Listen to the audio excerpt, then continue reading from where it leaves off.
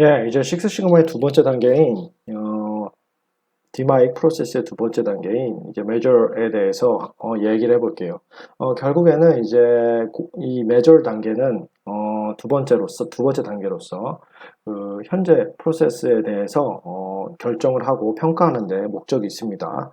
그래서 이제 특히 키 프로세스 인풋 베리어블이라고 해서 어, 흔히들 많이 쓰이는 이제 KPI, 키 퍼포먼스 인덱스하고 비슷하게 키 프로세스 인풋 베리어블이라고 해서 KPIV를 이제 정의를 하고요. identify 정의를 하고요. 키 프로세스 아웃풋 베리어블, 아웃풋 베리어블 그러니까 OV에서 KPOV를 정의를 합니다.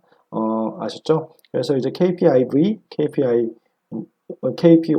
해서 두 개를 정의를 하고 데이터는 이제 당연히 그동안 이제 historical record 그동안 이제 누적된 이제 과거의 데이터를 이제 이용을 할 테고 당연히 이제 샘플링을 이용하겠죠. 그리고 이제 관측 가능한 이제 관련 연구들까지 포함해서요. 모든 데이터들을 이용합니다. 어, 필요하다면 히스토그램 데이터들에 대해서 이제 뭔가 표를 보여줘야겠죠. 가시화해서 문제를 찾기 쉽게. 그래서 히스토그램, 박스 플랫, 파레토 차트, 스캐럴 다이어그램, 스템 리프 다이어그램 등등 여러 가지 이제 다이어그램을 사용해서 표현하는 게 유용하고요. 어, 어떤 이제 전통적인 공업이나 생산 관리 이제 시스템을 갖고 있지 않은 경우에는 별도로 이 퍼포먼스 매저먼트 시스템을 개발해야 하는 경우도 있습니다. 아셨죠? 여러분들이 이제 어떤 기업에 가시면은 이제 대기업 같은 데 가시면 기존에 이제 사용하시던 다 도구들이나 데이터들이 다 있을 거예요. 그래서 사실 그 관리만 하면 되는데 이제 중소기업이나 아니면 이제 새로운 IT 회사 뭐 특히 이제 게임 관련 회사라든지 신흥 이제 서비스 이제 사업을 하는 특히 요새 유튜브도 많이 하고 그런 회사들도 엔터테인 회사들도 많이 가는데 그런 관련된 이제 새로운 영업 분야에 가시게 되면은 퀄리티를 어떻게 측정할까 그 품질 그 제품의 품질이 각각 다르죠. 제품 자체가 다르니까 서비스가 될 수도 있고 서비스 품질 혹은 제품 품질을 어떻게 제어할지 고안을 하셔야 할 겁니다.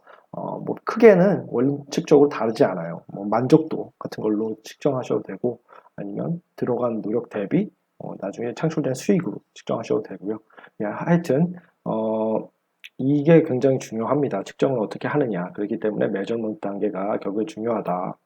그리고 동일한 매저먼트 한 번 측정 이제 어떤 이제 성과 척도라고도 말할 수 있는데 그 성과 척도가 이제 정의가 되면은 이제 그거를 동일하게 사용하는 게 매우 중요합니다. 아셨죠? 나중에 바뀌면 당연히 얼마큼 향상되는지 정당화하기가 힘들겠죠. 그렇기 때문입니다.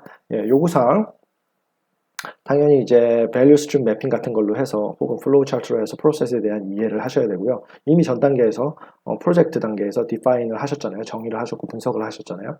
그리고 이제 당연히 이제 KPI-V 아까 말한 앞서 말한 그리고 KPI-V에 대해서 리스트를 제공을 해야 되겠고 그렇죠? 어떻게 측정을 해야 될지도 얘기를 해야 되겠고 소비자의 요구 품질, CTQ 같은 것도 이제 혹은 고객의 만족도를 어떻게 표현할지도 그러니까 아웃풋을 고객의 만족도와 연관시켜서 어떻게 측정해야 할지 정확하게 제시할 수 있어야 합니다. 예, 관련 문서도 다 문서화되어 있어야겠죠. 측정하는 방법에 대해서도 아니면 수식 필요하면 수식을 쓰셔도 되고 이렇게 해서 정확하게 명시하시는 게 중요합니다. 예, 누구와 봐도 혼동이 안 되게.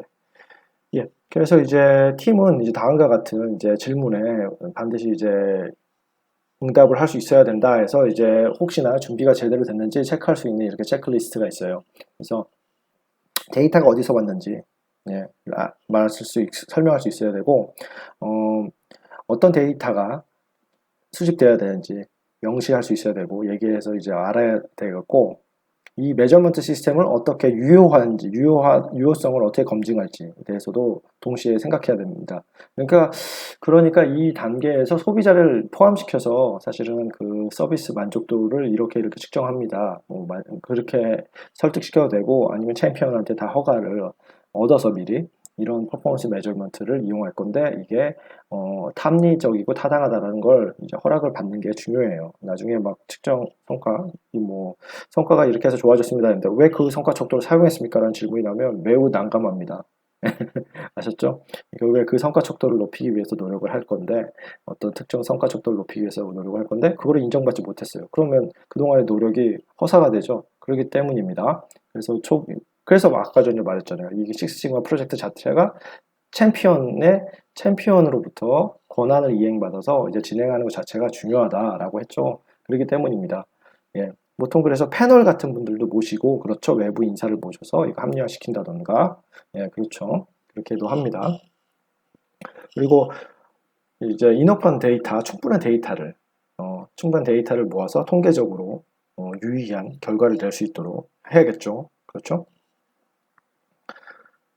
네, 분석 단계입니다. 이제 매저하는 이제 성과 척도까지 다 정해졌고 하면은 뭡니까? 이제 분석을 하셔야겠죠. 어떤 원인이 왜 나쁜지에 대해서 커즈 앤 이펙트 결국 관계를 밝혀야 됩니다. 요인 분석하셔야 되는 거죠.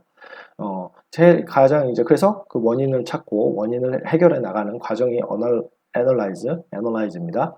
그래서 이제 뭐 당연히 이 부분 커즈 앤 이펙트가 나오면 결국엔 변동을 줄이는 게 그죠? 좋은 퀄리티를 이제 유지하는 비결입니다. 그래서 source of variability, 그러니까 변동을 발생하는 원인을 찾아내는 거예요. 알았죠? 그래서 이제 common cause와 versus assignable cause 해가지고 우리가 이제 설명할 수 없는 것과 아니면 이제 설명 가능한 이제 요인을 찾는 거고요. 설명 가능한 요인은 결국에 컨트롤이 가능하니까 나를 제거할 수가 있겠죠. 그렇죠?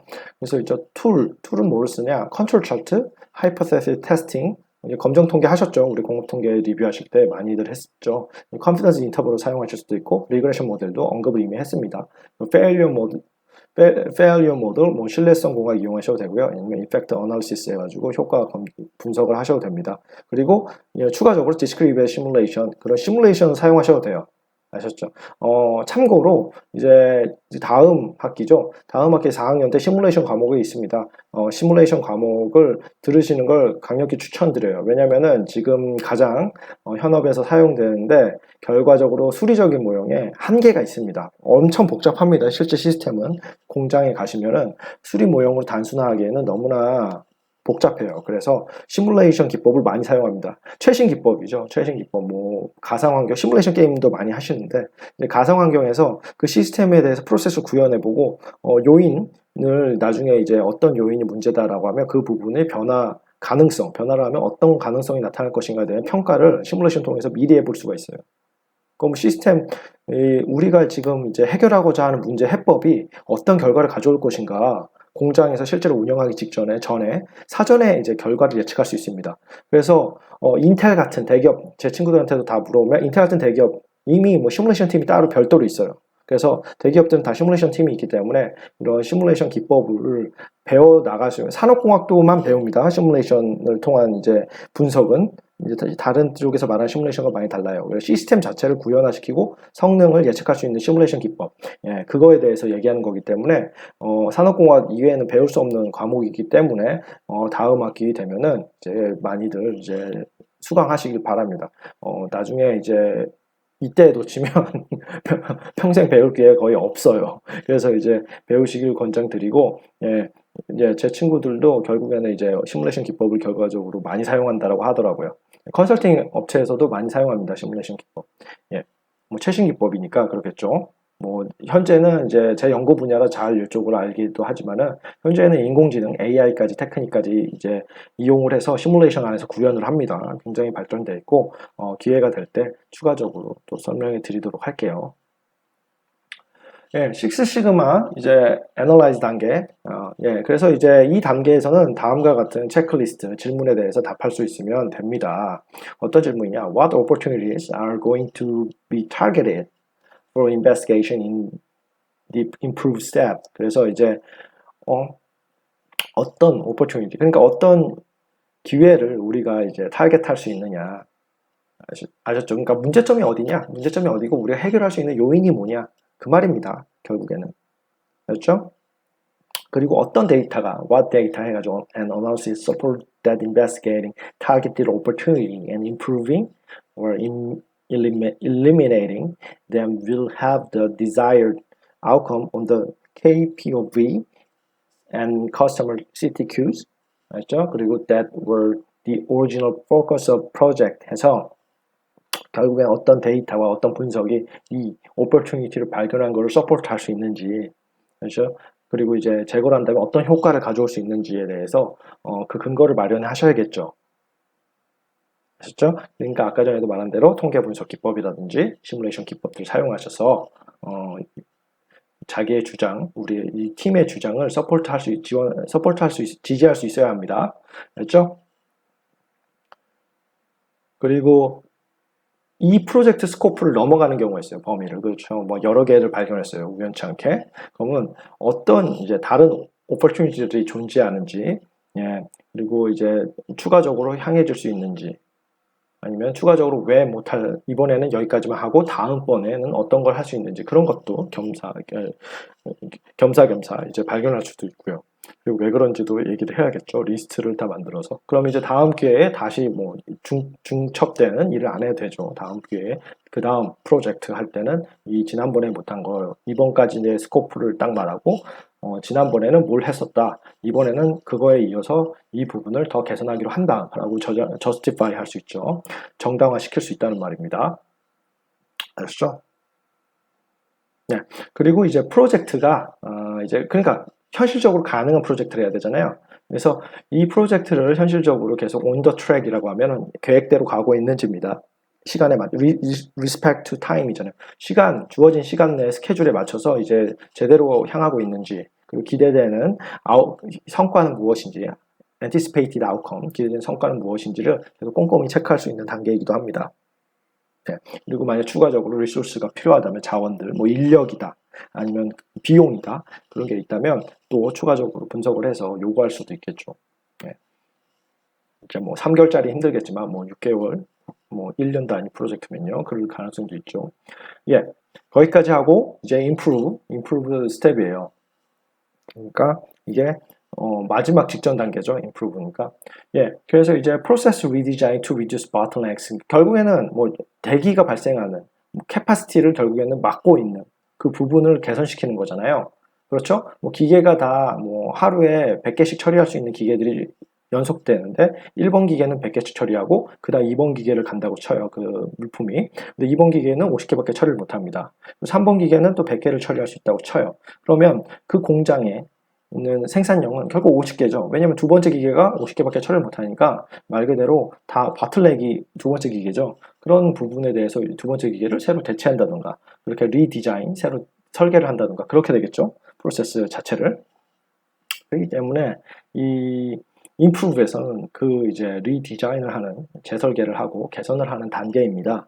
그래서 이제 mistake proofing 기법도 사용되고 statistical tool 앞서 말한 이제 이것도 사용되고 design of experiment 특히 많이 사용하고요. 그래서 실험 계획법 이미 리뷰를 했었죠. 예. 그래서 이제 DOE를 사용하실 때 physical process를 통한 실험도 가능하고 아까 전에 시뮬레이션 기법으로 이제 어떤 what if analysis라고 하는데 얼마큼 어떤 상황에서는 어떤 효과를 준다. 두 번째 기계를 얼마큼 향상시켰더니 또 얼마큼 아웃풋이 나오더라. 그런 실험들을 행하실 수 있잖아요. 그게 이제 다 이 improve 단계입니다. 그래서 파일럿 테스트를 결과적으로 하실 수 있고 어느 정도 성과를 가져올지 결국에는 이제 실험을 하실 수 있는 거예요. 아셨죠? 이제 현실적으로 직접 파일럿 테스트보다는 결국엔 시뮬레이션 스터디를 많이 하긴 합니다. 금액적인 이제 그리고 위험성이 있기 때문에 프로세스 함부로 바꿨다가 현재 진짜 생산 과정에 차질을 나오면 안 되죠. 품질이 갑자기 바뀌면 안 되니까. 그렇죠? 그래서 뭐 더큐멘테이션이 굉장히 중요한데 결국 문서화가 굉장히 중요합니다. 충분한 문서화를 통해서 어떻게 프로블럼이 솔루션이 획득이 됐는지. 그러니까 왜냐하면 이게 다 안정성 때문에요. 지금도 뭐 품질을 어느 정도 납품이 가능한 현재 수준의 품질을 만들고 있는데 제품을 만들고 있는데 갑자기 프로세스 입부를 한다고 갑자기 기계를 막 바꿔요. 그러면 사람들이 적응 시간도 필요하고 작업자가 기존 파라미터, 뭐 시닝 파라미터, 뭐 스핀들 스피드, 뎁스 오브 컷 그런 것들도 파라미터들을 막 바꿔줘야 된단 말이에요. 근데 그런 거를 갑자기 바꾸면 어떻게 됩니까? 뭐 품질이 불량이 엄청 나올 수도 있습니다. 항상 변화가 좋은 건 아니니까요. 그래서 이제 중소기업 가시면은 바꿀 생각도 안 하죠. 사실 현실적으로 그 변화가 두려워서 그래서 하긴 하는데 어쨌든 그런 변화를 주기 위해서는 설득을 대충 해서는 안 되겠죠. 엄청 꼼꼼하게 설득을 해야 되니까 당연히 그 문서화가 엄청 중요합니다. 그래서 더큐멘테이션에 대한 강조, 문서화죠. 문서화에 대한 강조가 이 단계에서 굉장히 되고 있고요.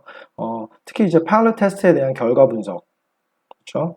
그래서 앞서도 말했지만 DOE 하시고 이제 시뮬레이션 어나리시스 해가지고 시뮬레이션 분석까지 하셔야 한다. 이 단계에서. 예. 그렇기 때문에 그래서 추가적으로 시뮬레이션 꼭 다음 학기 들으세요. 기회가 되시면. 예. 그래서 이제 어쨌든 후회 안 하실 거예요. Plan to implementation the pilot test result on the full scale basis 해가지고 예, 결국에는 뭐 궁극적으로 파일럿 테스트를 할 수밖에 없죠. 왜냐면 진짜로 구현할 생각이 있다면 그렇죠. 아무리 시뮬레이션 해도 실제로 이제 기계의 이제 물리적인 영향력을 나중에는 봐야 될 거 아닙니까? 솔루션을 이제 실제로 구현해야 되니까 파일럿 테스트 이제 해야죠. 그리고 이제 솔루션을 임플리멘트 하는 데 있어서 추가적으로 발생할 수 있는 그 리스크들 같은 거를 분석을 하셔야 돼요. 예. 그래서 만약에 거기에 따라서 appropriate risk management plan이라는 거, contingency plan. 만약에 이거를 진짜 구현했는데 파일럿 테스트가 제대로 안 됐다. 그럼 어떻게 할 것이냐? 백업을 해놔야겠죠. 백업 플랜. contingency plan이라고 하는데 이제 안 됐을 경우에는 그러면 원래 있는 모델로 들어갈 건지 아니면은 일부분만 구현을 할 것인지 뭐 그런 것들 1차, 2차, 3차 뭐 여러 가지 대안들을 만드셔야겠죠.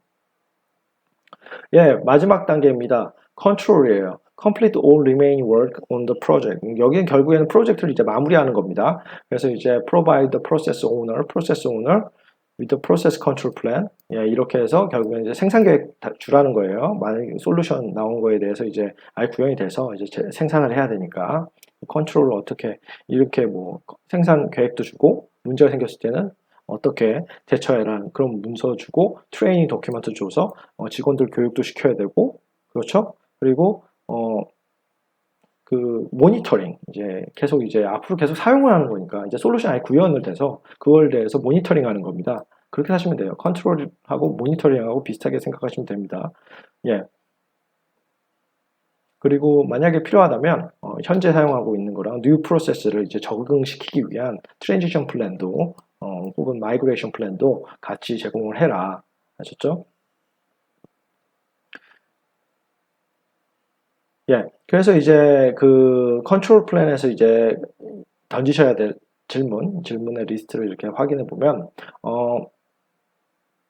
결국에는 이제 데이터 뭐 표현을 구현할 수 있는 그러니까 전에 이제 솔루션을 하기 전과 한 후에 결국에 이제 그 거에 대해서 체크할 수 있는 데이터를 이제 당연히 제공해야 되고 컨트롤 플래닝이 진짜 이제 완벽한가 컴플리트 됐는지 완료됐는지 확인하셔야 되고 모든 필요한 도큐멘트가 제공이 됐는지 예, 그것도 확인하셔야 되고요.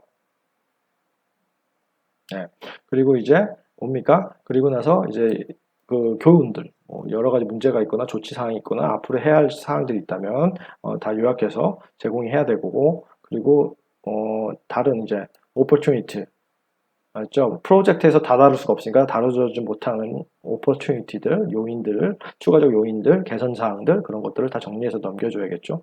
뭐 가끔씩 이제 직장 가시면 또 그런 거 아까워서 비밀로 하고 자기가 나중에 더 해야지 해가지고 숨기시는 경우가 있는데 회사 차원에서 정말 안 좋죠. 그 담당자만 알고 끝나는 경우. 그럼 정말 안 좋죠 회사 차원에서는. 예. 뭐 하여튼 이렇게 해서 리스트해서 이제 공학도로서 양심을 지키면서 예, 이렇게 해서 제공해서 후임자가 또 만약에 자기가 아니라 그 다음 팀이 뭐 해야 될 경우에 그렇게 다 전달을 해줘야 한다. 그렇죠? 예, 그래서 예, 그리고 이제 다른 부분에서도 마찬가지고요. 자기 프로젝트뿐만 아니라 다른 프로젝트에서도 사용할 수 있도록 이제 다 이제 제공이 되어야 된다. 그 말입니다. 결과적으로는. 그래서 결국에 인수인계를 제대로 하라는 말이에요. 예, 그래야지 계속 지속적인, 점진적인 이제 인프루먼트가 있겠죠.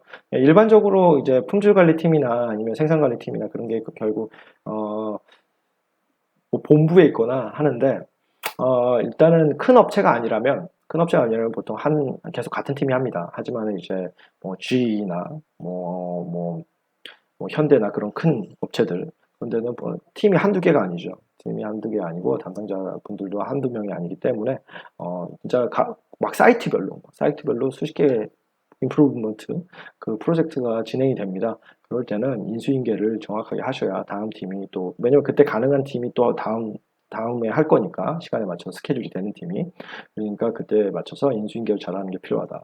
예, 그렇게 아시면 됩니다.